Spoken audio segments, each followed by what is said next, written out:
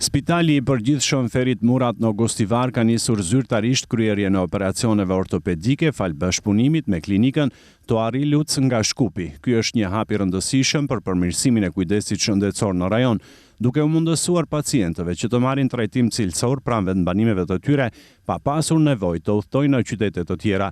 Gjatë vizitës së tij në Gostivar, ministri i Shëndetësisë Azir Aliu tha se vendosja e këtij shërbimi është pjesë e vizionit të qeverisë për të sjellur kujdesin shëndetësor më afër qytetarëve.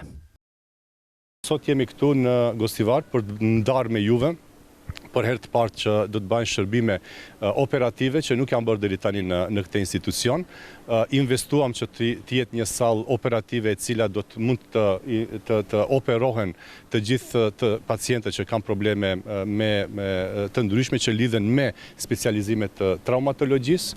Pra sot këtu bashkë me kolegët e Gostivarit janë dhe kolegët e klinikës universitare Toari Luc nga Shkupi, me qëllim që të bëjnë transferin e dhuntive për të bërë këto operacione, që pastaj mjekët lokal të mund të vazhdojnë dhe të bëjnë operacionet të tilla. Qëllimi i kësaj qeverie dini që është të krijon infrastrukturë kooperative me institucione tjera, pra komunikim ndërinstitucional dhe njerëzor në aspekt profesional, po gjithashtu krijimin e infrastrukturës bazike të nevojshme për të dhënë shërbime të ndryshme. Ai shtoi se së shpejti Maqedonia e Veriut do të ketë kushte të përshtatshme europiane për ofrimin e shërbimeve mjekësore. Sot është një ditë historike për Spitalin e Gostivarit, deklaroi drejtori i klinikës Toari Luc, Igor Merxhanovski. Ai tha se 5 operacione janë kryer dytën e parë dhe në sallën e re të operacioneve dhe vuri në dukje se kushtet në Spitalin e Gostivarit janë shumë të mira. Денеска исторически ден за Гостиварската болница и за сите граждани на нашиот регион. Sot është një ditë historike për Spitalin e Gostivarit. Për herë të parë, operacionet po fillojnë këtu në repartin e ortopedisë, që është një hap i madh përpara në kujdesin shëndetësor që i ofrojmë komunitetit tonë. Me hapjen e këtij reparti, qytetarët e Gostivarit dhe zonave përreth nuk do duhet të udhtojnë më larg për shërbime ortopedike cilësore.